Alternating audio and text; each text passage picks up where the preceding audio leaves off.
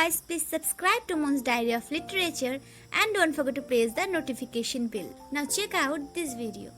So today's topic of discussion is the sonnet number 65 by William Shakespeare. And the name of the sonnet is Since Brass Nor Stone Nor Earth. So friends, this is the requested session. So friends, this is the full sonnet. Actually there are total 14 lines. So this sonnet is divided into 3 quatrains and 1 concluding couplet. Friends, in the sonnet number 64, we will find the theme of love and time. And in this sonnet, means sonnet number 65, the poet presents the all-destructive, all-ravaging effect of time.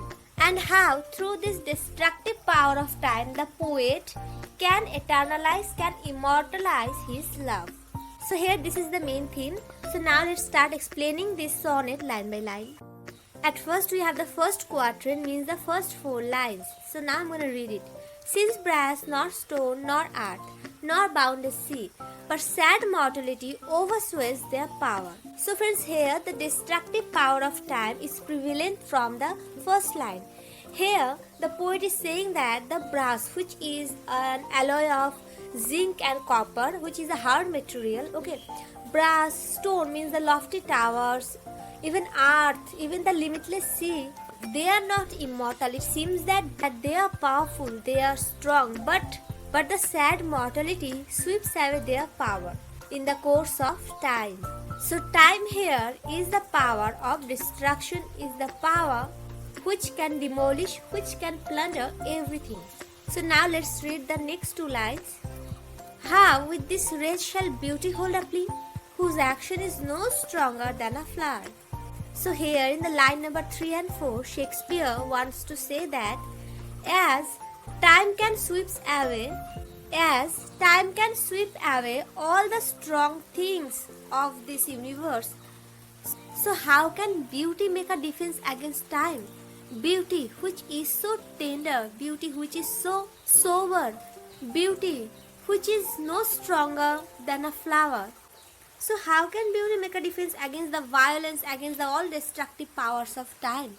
So here this is the first interrogation, this is the first question of William Shakespeare. So here it is clear that the earth, even all earthly objects or physical objects are subject to decay. For example, when a flower blooms, then it looks so beautiful, so tender, but beauty is not immortal. Soon the beauty of the flower fades away when the flower gradually dried, right? So here the invisible power of time destroys everything. But again in the course of time, again another flower bloom, again another flower will fade away.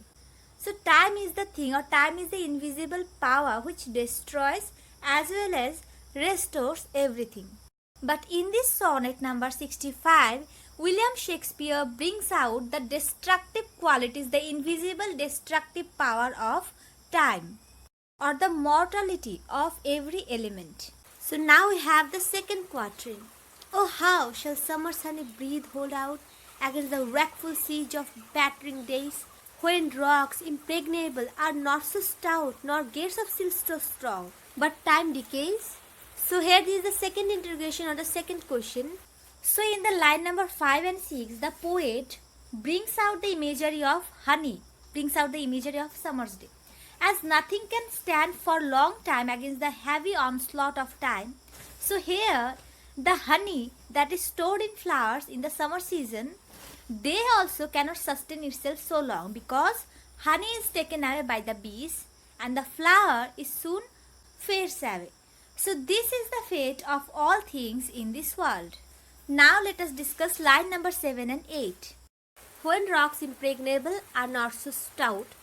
So here he is saying that rocks which are so strong, but they are also not so strong in front of the time, or in front of the all-ravaging power of time. And in the line number 8, the poet is saying that the strong gates that are made of steel, they also break down under the blow of time. So time dominates as well as destroys all and everything.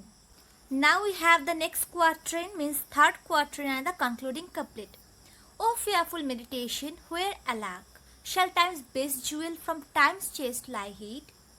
So here the poet remarks the thought of destruction as a fearful thought. Here time's best jewel means all the best things that time has taken away. So time is supposed to keep up the past treasures in his chest, in his coffin. So it is said that all the best things which time has given, that things are taken away by time. So where time kept all those things? So maybe those beautiful things that are taken away by time, they kept hidden or they kept concealed in time's coffin. So now let's read line number 11 and 12. Or what strong hand can hold his swift foot back, or who his spoil of beauty can forbid? So here in the line number 11, the poet interrogates that, is there any strong thing, is there any strong hand who can hold the swiftness of time? Or is there any power who can stop, who can prevent time to spoil or to distract beauty? So this is also a question, and the answer is in the line number 13. Oh, none, unless this miracle have might, that in black ink my love may still shine bright. So in these lines, the poet says that, oh, there is no one, there is no power, there is no person who can prevent time from doing destruction. There is no one who can prevent the all-destructive, all-pervasive effect of time, unless one miracle would happen. And what is the miracle? The miracle is that of the wonderful power of Shakespeare's verse, of Shakespeare's poem, through which Shakespeare can preserve his love, his friend's thought, etc. Shakespeare is trying to preserve, trying to immortalize his love by penning it down, so that his verse, his sonnets can preserve his love in a time-ridden world.